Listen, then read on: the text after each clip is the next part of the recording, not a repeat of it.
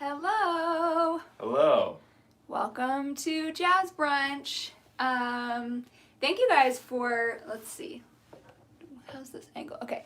Thank you guys for sticking with us through last week's unconventional jazz brunch in which it was just me in Virginia and it was pre-recorded, which is not my favorite way to do things, so I'm glad that we can both be back here in person this week. Live and living color. That's right. More on that in a bit, but anyway, welcome. Please check in the chat. Let us know where you're watching from. Let us know if this is your first time. We're going to go ahead and get started with L.O.V.E. by Bert, Kaempfert, and Milt Gabler. All right, here goes. Last six. 1, 2, 1, 2, 3, 4.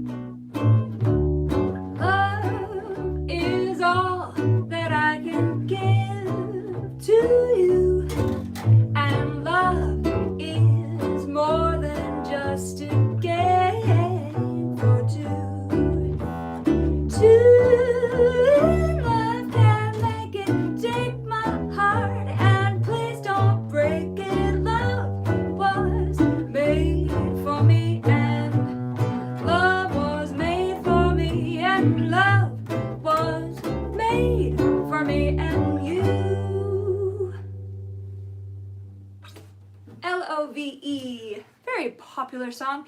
I regret that I have missed all the chat so far, so I hope it was simple things like just introducing yourself. Welcome if this is your first time with us. My name, of course, is Abigail Flowers. I say of course because you had to click on some sort of link that had my name on it for this video. This is my wonderful husband, Quentin Flowers. Isn't he so good at playing bass? Happy 4th of July, happy Independence Day to those viewing from the United States. We are going to go with a little bit of an abbreviated jazz brunch this week. We usually do 6 songs. We're going to do 4 today. See how that goes. I know I can tend to talk a bit much, so we're going to see if we can curb that with just a little bit of a shorter jazz brunch. So the necessaries. Check out the description of this video for information on how to tip if you would like to. There is no obligation whatsoever, but if you would like to tip, info is in the description of this video. If you love what you're hearing, you can subscribe to my channel. Quentin is a very good bass player, isn't he? You can subscribe. If you would take a second to give this video a thumbs up, that will help me in the YouTube algorithm world. If you want to share this link with a friend, you can share that now so they can watch live with us, or you can share it anytime really and they can view These jazz brunches are always available to view later.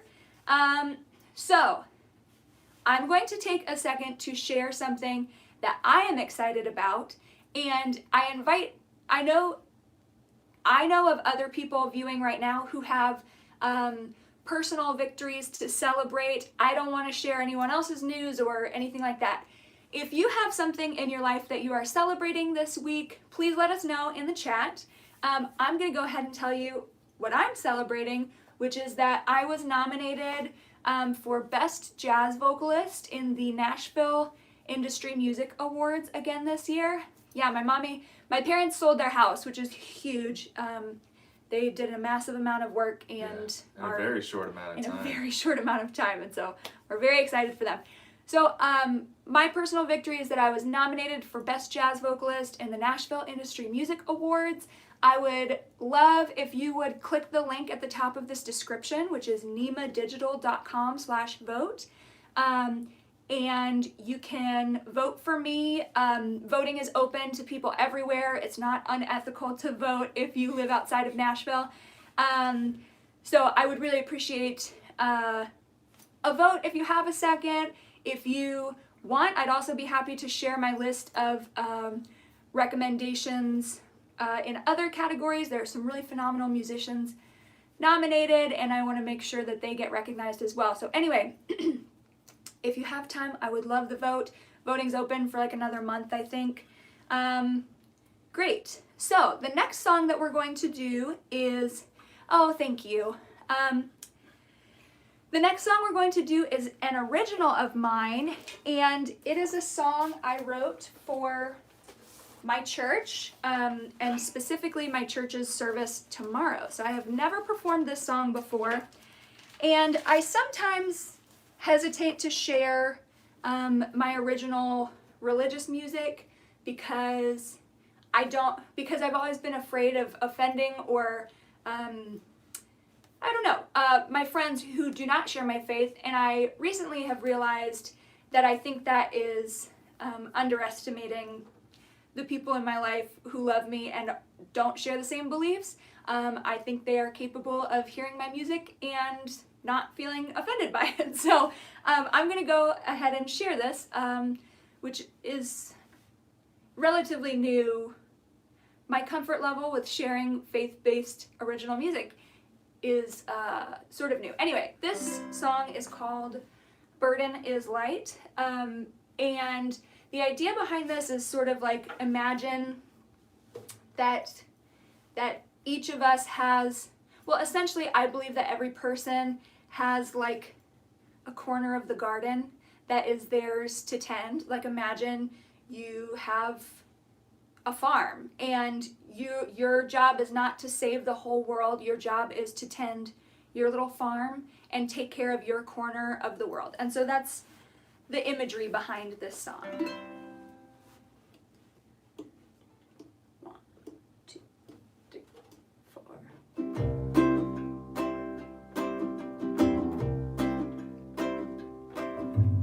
Morning sun falls on hardened ground, heavy-hearted I take up the plow. Where is the stream that ever flows? When will the waters roll down? Will we labor vainly into the night?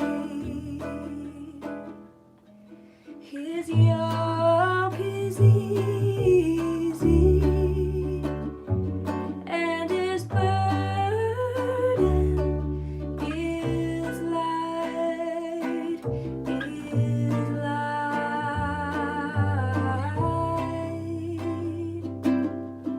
As the sun lays its head to the west, so my soul longs for comfort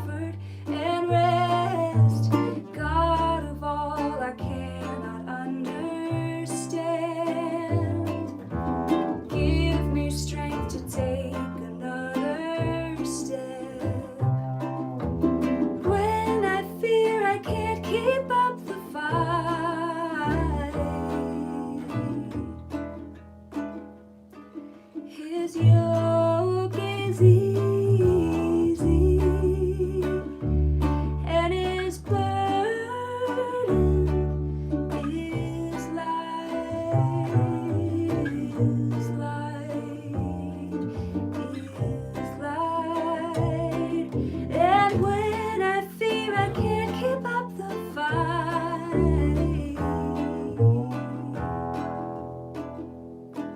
his yoke is easy, and his burden is light, is light.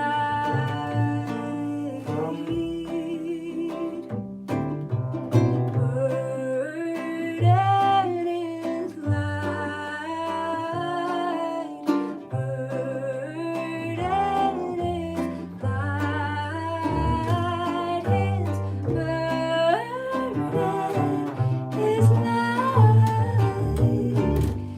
burden is light, his burden is light, is light.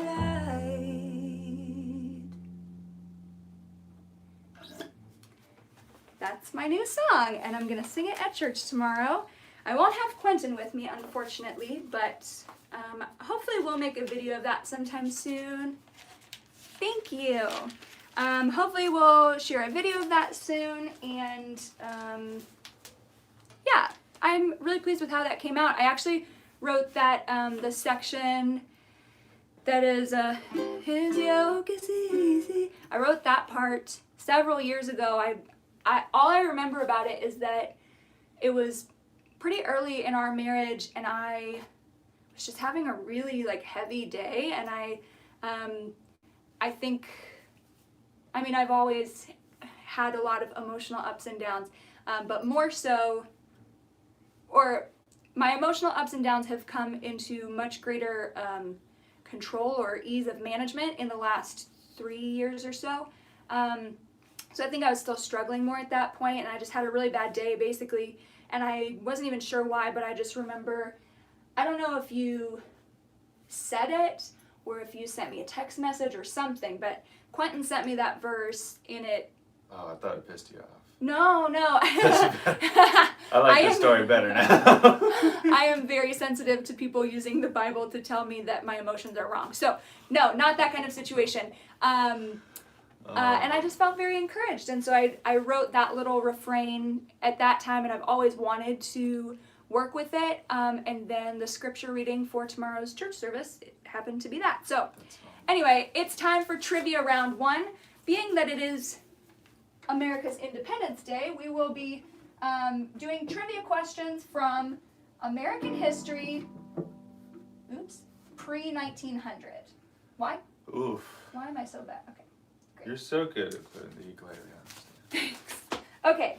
Well, first of all, did you know the Resolution of Independence was actually approved by the Second Continental Congress on July 2nd, 1776? John Adams believed July 2nd would be a day of national celebration for ages to come.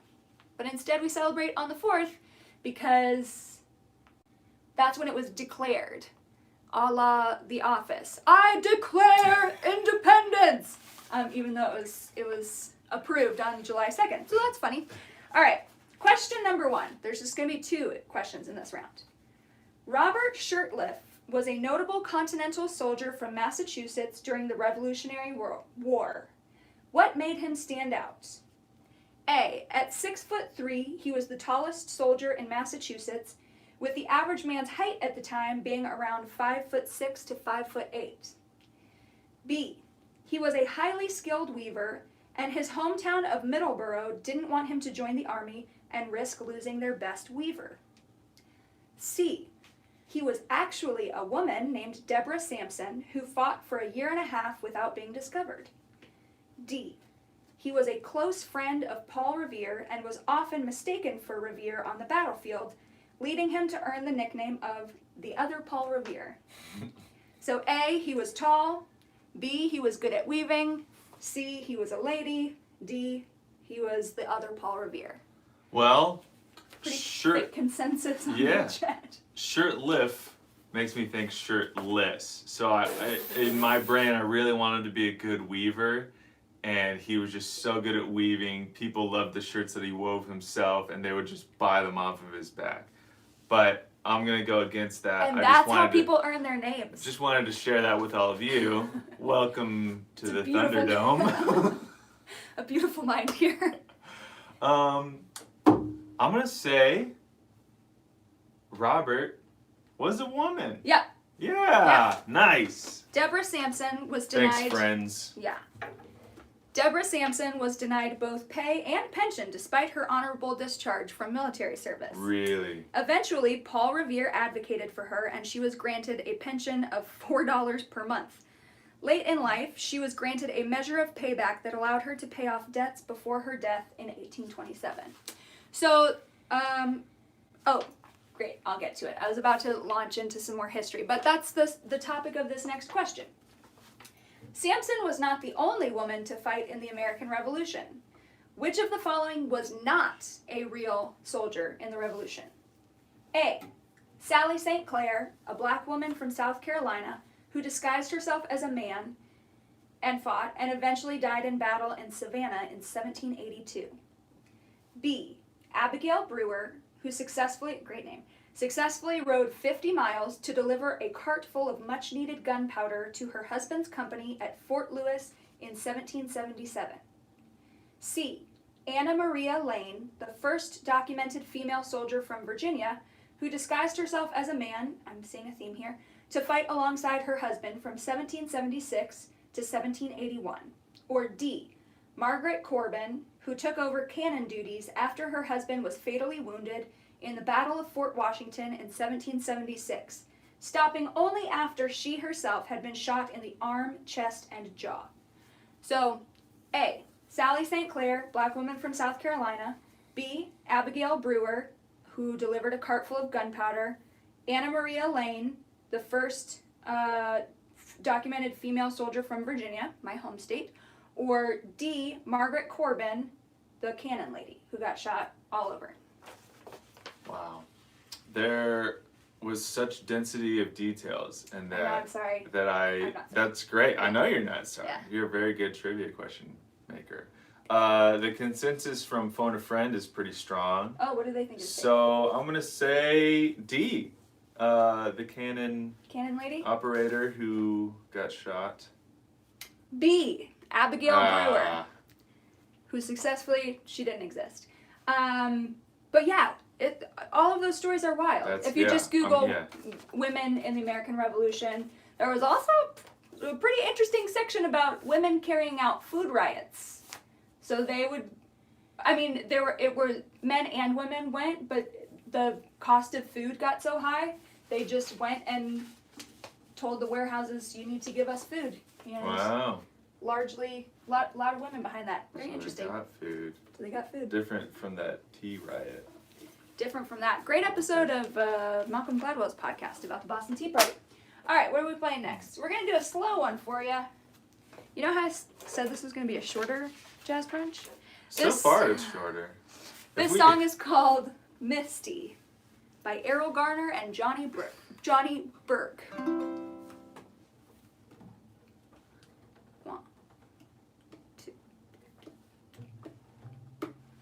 Look at me, I'm as helpless as a kitten up a tree, and I feel like I'm clinging to a cloud.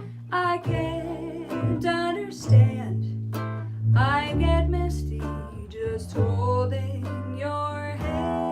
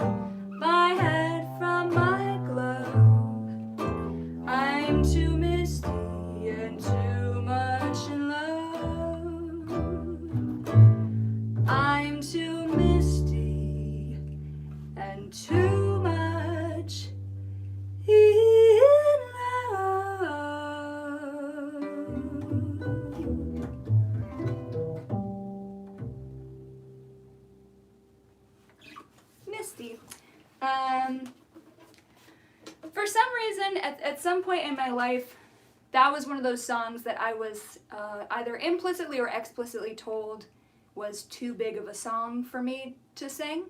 And I still sort of have that,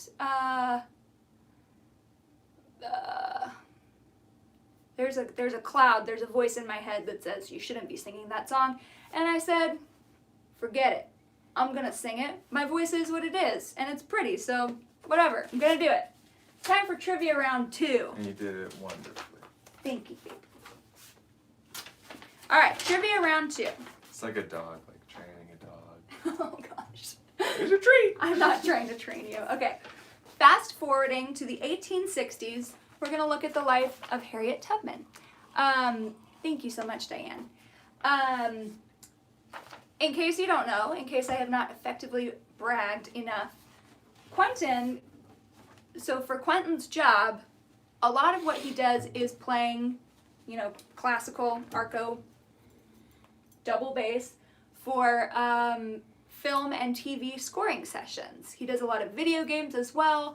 Not just him, he's part of a small recording orchestra, but one of the coolest projects, in my opinion, that he's been involved in was playing for the Harriet Tubman movie soundtrack. And you got to meet... Terrence Blanchard, who wrote it and conducted us over a few days. And just a great mind and great conductor, awesome person in music history. Is it super common for the composer to be there? Not always, no. Sometimes they'll Skype in, Gotcha. Sometimes they'll just be in a control room, and the orchestra contractor, there's a usual guy who does our orchestrating. David Allen Ships is really great, and Rob Adams has gotten involved a lot in the orchestration and arranging and things. But every so often, the client, the composer, will come in, and Terrence was very much involved in this, in the process of this movie, and I'm sure others as well. So he wanted to be there. He wanted to hear the cello soloist. Nicholas Gold did an amazing job on the cello solos throughout that whole thing. Really beautiful playing. But yeah, so Terrence Blanchard. And we got to go see it in theaters, which was, I don't think we've seen another of your films in theaters. My films, yes. Anyway, so this question's about Harriet Tubman, and if you get it wrong, you're fired. Yeah. I'm just kidding. Yeah. All right. Which of the following is not true of Harriet Tubman? A. She helped carry out the Combahee River Raid, leading 150 African American soldiers as part of a raid that ultimately freed 750 enslaved people from South Carolina. So A, River Raid. B, in 2016, Tubman was chosen as the new face of the $20 bill, moving Andrew Jackson's face to the back of the bill. In 2017, the plan was tabled. C, so River Raid, $20 bill. C, despite her incredible accomplishments, she has never been honored with a national holiday. D, after securing her own freedom, she was nicknamed Moses for carrying out 13 expeditions to the eastern shore of Maryland and guiding around 70 enslaved people to freedom. So, River Raid, $20 bill, holiday, Moses, which is not true. So 3 of those things are true. Well, I know that among her nicknames was Moses, as well as Minty. And yeah, the number that I remember is about 70 slaves that she personally ran in the Underground Railroad through safe houses and up north to freedom. Oh no. I know that, yeah, there were discussions to put her on a $20 bill. One of the first things Terrence Blanchard said when he got on the podium was, this is going to be the first feature-length film ever made about Harriet Tubman's life. The Harriet Tubman that will not be on our $20 bill. So that must have been about 2017 when it got tabled. Yeah. So I know that she was a scout and a spy, Union soldier during the Civil War in the 1860s. So I do believe the River Raid. And I don't know of any national holiday for Harriet Tubman. So what's your answer? C, right? C? Yeah. Well, but C said she... Is Anyway, it a double negative? yeah. The answer is C. Gotcha. She yeah. actually does have a national... there is National Harriet Tubman Day, which is March 10th, 2 days after International Women's Day. It is a national observance by presidential proclamation, but not a federal holiday. But I didn't realize in 1990, I guess that was Bush Sr., did declare, like by presidential proclamation, Harriet Tubman Day is March 10th. It is observed more widely in certain states. I believe Maryland and New York are two where it's Because she was born in Maryland and yeah. died in Auburn, New York. So, anyway, we should get on that. Yeah. Question number 4. This is the only one I stole. I didn't write this one. I was going to say, if there's a number of national and international holidays to include applesauce cake Oh day. my gosh, my least favorite. There better be a Harriet Tubman Day. So. Okay, well, but applesauce cake day, not by presidential proclamation. No president would do such an absurd thing as honor applesauce cake day. Question number 4. Final question. Also, shout out, is Kevin the only one who got that one right? That was good. I got it right. I know that you got it right. I know, but in the chat. Do I get my gold star? Yeah, you always do. Question number 4. Calvin Coolidge was the only U.S. president born on the 4th of July. 3 presidents, however, Mom got it right. Good job, Mom. Mom and Kevin, BFFs for life. All right, 3 presidents, however, died on July 4th. Who were they? A. Adams, Jefferson, and Monroe. B. Washington, Arthur, and Monroe. C. Taylor, Van Buren, and Harding. D. Lincoln, Jefferson, Nixon. Y'all, I don't want to have to say. Okay. A. Adams, Jefferson, Monroe. B. Washington, Arthur, Monroe. C. Taylor, Van Buren, Harding. D. Lincoln, Jefferson, Nixon.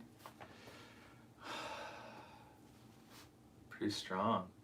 I feel like I should remember when Lincoln was assassinated, and that's the biggest thing right now. But I'm gonna go ahead and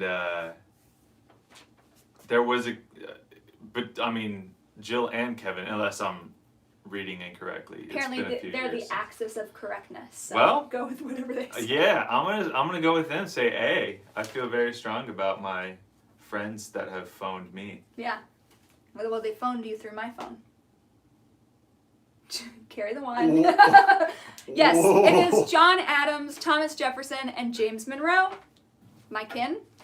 Jefferson and Adams passed away within hours of each other on the 50th anniversary of the Declaration of Independence in 1826. Monroe died in 1831. Wow. And that trivia question is brought to you by PBS because I was running out of time and needed a good 4th trivia question. All right. Thank you, Jill. Thank you, Kevin. Yes. Really bringing me through. Did I get them all right? Did I get one wrong? Can't be. I think you got one wrong.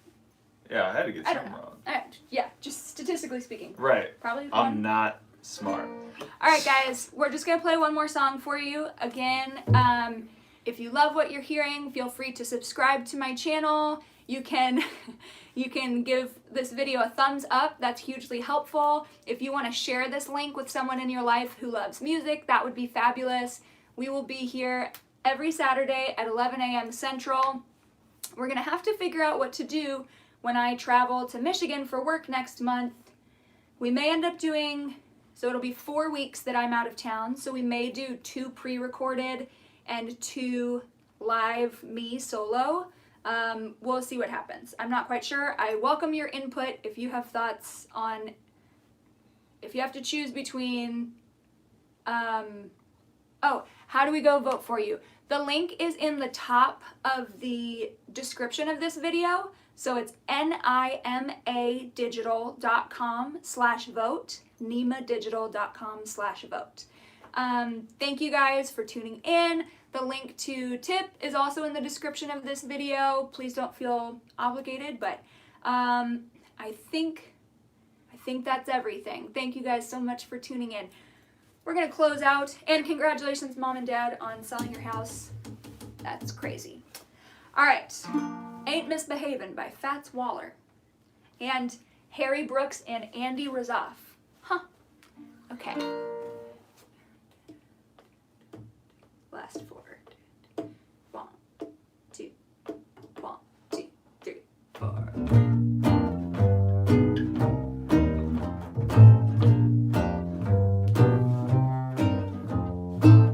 No one to talk with all by myself. No one to walk with, but I'm happy on the shelf. Ain't misbehaving, I'm saving my love for you. I know for certain the one I love. I'm through with flirting, it's just you I'm thinking of. Ain't misbehaving, I'm saving my love for you. Like Jack Horner in the corner, don't go nowhere. What do I care? Your kisses are worth waiting for. Believe me, I don't stay out late, don't get it go. I'm home about 8, just me and my radio. Ain't misbehaving, I'm saving my love for you. Like Jack Horner in the corner, don't go nowhere. What do I care? Your kisses are worth waiting for. Believe me, I don't stay out late, don't care to go. I'm home about 8, just me and my radio. Ain't misbehaving, I'm saving my love. I ain't misbehaving, I'm saving all my love. Ain't misbehaving, saving all my love for you. You're so silly. Thank you guys so much for tuning in. We'll be back next week with some more fake holidays. We'll get back to fake holidays and, yep. Have a great week. Stay safe. Yeah, wear a mask. Wear a mask. Protect your dogs from the fireworks, scary stuff. Mm-hmm. Protect your own ears. Goodness gracious. I didn't sleep a wink last night because of the fireworks. And I'm 80 years old, so I get... Because of the fireworks! Anyway, thank you guys. See you Thanks. next week.